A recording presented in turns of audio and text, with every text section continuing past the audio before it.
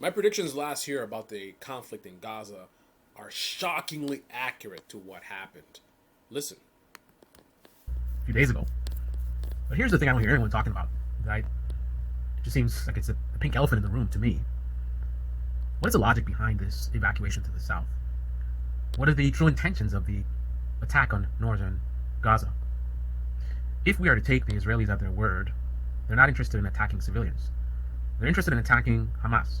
They're interested in attacking and destroying terrorists. Terrorists that would rape women, kidnap elderly people, babies, use human shields. Those type of people. If we're to take Israel at their word, these are their true targets, the Hamas terrorists. But if that's the case, how do they accomplish that? How do they attack the terrorists? By having people evacuate to the south. Logically, you would think the Hamas terrorists would move to the south with the civilians. Why on earth would Hamas terrorists stay in northern Gaza Strip and wait to be absolutely decimated by the far superior Israeli force? Why would they do that? Logically, Hamas will very likely travel south with the civilians. So who then are the Israelis attacking and bombing in northern Gaza after the evacuation? So after everyone's gone to the south, after everyone's gone to the south. And let's clarify the everyone. There's going to be civilians left behind. There's going to be a lot of poverty, a lot of devastation. A lot of people don't have vehicles. The hospitals are shutting down.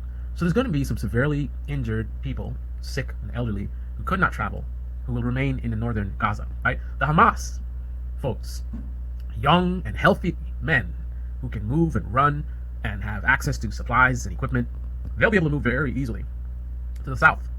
I would expect better than most of the civilians who can't move so readily will be the most vulnerable in the Gaza Strip. So that being the case, Hamas has evacuated to the south. Overwhelming majority of civilians have evacuated to the south. And who remains the most vulnerable of all? And then Israel's going to bomb this area with the weakest of the weak? Is that, like, what are the intentions behind that? Might there be some really super crazy radical Hamas that are going to stay there and mount a defense against the entire Israeli? I mean, obviously these guys are a little bit wacky, for sure. That's an understatement. But I just don't see them. And I know they talk about they love death, right? They love death like we love life.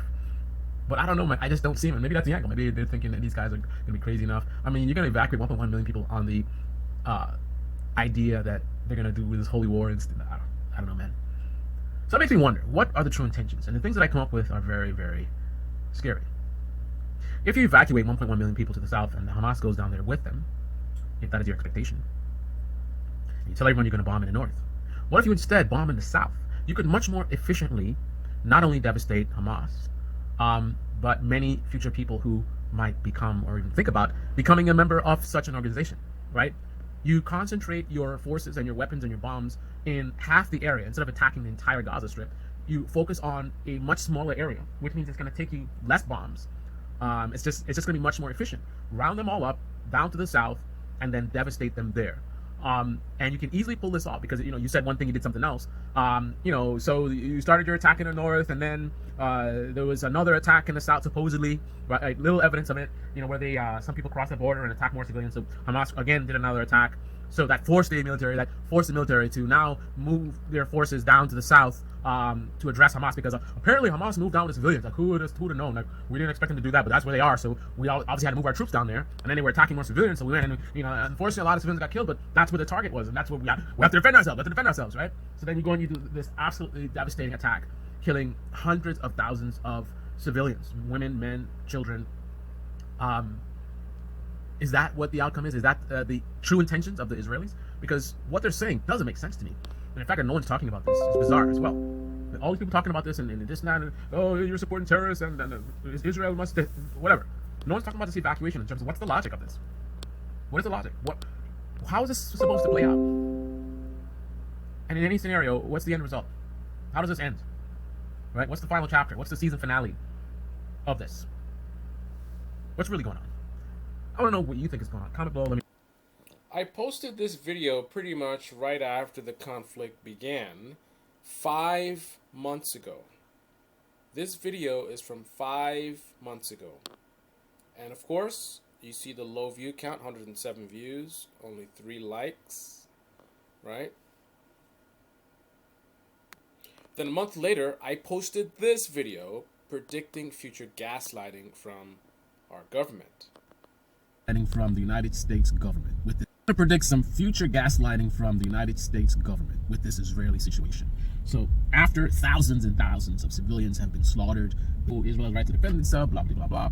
At some point in time, it's going to get to a point where it's too far. It's already too far, but it's going to get to a point where even the U.S. government realizes, like, okay, like this is really, really bad for us politically, right? And otherwise, we got to do something. And then they're going to step up and potentially do some kind of actual pushback.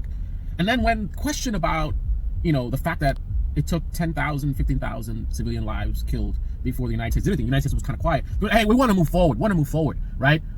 We focus on what's happening right now. Right now, what we're doing is we're doing the humanitarian thing to do and da-da-da-da. There's people who obviously, for political reasons, they want to focus on the past and whatever. We're focused in the now, right? To hell with 13,000 people died. Who cares about that? Right now, in this moment, we're doing the humane thing, and we're sending a lot of ships to help the Palestinians. We've made some very strong demands of the Israel government to basically do the right thing. We're doing the right thing, right? We could sit around and talk about the past forever, or we can move forward. The United States wants to move forward. Now, does this sound like something that actually happened? Have we heard any rhetoric that mirrors exactly what I predicted last year? Comment below and let me know. And so that was from 4 months ago. I posted that. And then we have this video from 5 months ago. This is right after the attack. You're not allowed to tell the truth about Israel. This is what's about to happen. We'll see is, and you're seeing it already, is people will trap you in time. October 7th. It's one of those sci-fi movies where we get stuck in a loop in time, and it's just every morning is October 7th, right? 2,000 Palestinians killed today, but we can't get to today because we're still stuck in October 7th. 5,000 Palestinians killed. No. That's in the future. We're still on October 7th, right? You're a time traveler from the future trying to tell me about what's going to happen in the future, right? But we're not there yet. We're here. We're on October 7th, and oh my goodness, the rapes, the old people that got killed, holy crap, these savages, right? 10,000 Palestinians killed. No. October 7th. 50,000 Palestinians killed. If we even hear these numbers, right? October 7th. Let's, if there was a way to nuke. Notice I said if we even hear these numbers. So we hit about 30,000. I don't know if it was reported as high as 40,000, but somewhere around the 30 to 40,000 mark, which is really close to the 50 that I mentioned. There became concerns about accuracy in reporting because so many journalists have been killed. So people are starting to, wonder what the death count is now and suspect that, we're not getting, the full amount anymore like we were because, again, so many journalists being killed. Who's left to report on it? So, yet again, what I predicted matches pretty closely to what happened when I said, 50,000, if we even get those numbers at that point. Very, very interesting. The entire Gaza Strip in a way that doesn't affect Israel. Let's do that. And then when people say, what the hell are you doing? Again, time loop, October 7th, right? Let me illustrate. So, you are in a neighborhood with people that are mostly brown-skinned, right? And a pink-skinned person comes in and chops off the head of a brown-skinned child. So a 5-year-old gets beheaded by this pink-skinned person in a neighborhood where it's mostly brown-skinned people, right? Then all of a sudden, we see retaliation. So there's some brown-skinned guy goes and he kills 5 pink-skinned people, right? And then there is 20 pink-skinned people that get killed. And the numbers keep increasing, right? Way more than this one kid that got beheaded. And no matter how many of them get killed, no one is allowed to talk about it. This is disgusting because they keep saying, they're dividing the blood, baby! Right? Black people have a right to defend themselves! Even as the deaths just keep mounting on one side, and not so much the other. Still, people just keep saying, what about that one baby that got beheaded? If you're really, really dishonest, then you will listen to that analogy and say, but it wasn't just one person, they did it to so many people. The point is, it is vastly disproportionate to response. And also, there is no appetite to even considering how much is too much? How much is too far, right? Some person that's part of another group beheaded my child, and I'm able to unlimited retaliation. So the Palestinians who lost their land. So there you have it. I called it last year pretty much right away.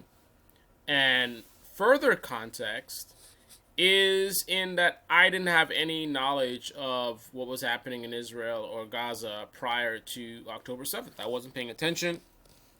I think I had heard some mumblings about some different things. I heard some little something, but I had, if you were to ask me what was going on in Gaza, I would not have known at all whatsoever. So without the knowledge of it in the past, without the history, how is it that I was able to so accurately predict what was happening?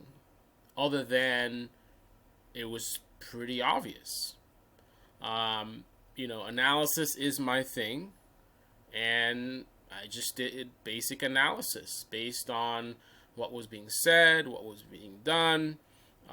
Also, I relied on America's history in terms of how we gaslight our people and all those many press briefings. I didn't know much about Israel, but I know a lot about our government and how they gaslight us and how they play the games. So I was able to predict how they were going to play games with this. But also Israel is kind of like, like I broke it down. What is the logic of having people evacuate to the south? And then you look at how long they took. Like, you really think Hamas was just going to hang out and wait for them to be bombed? Right? So what actually ends up happening? Exactly what I was suggesting, which is they get a more concentrated attack.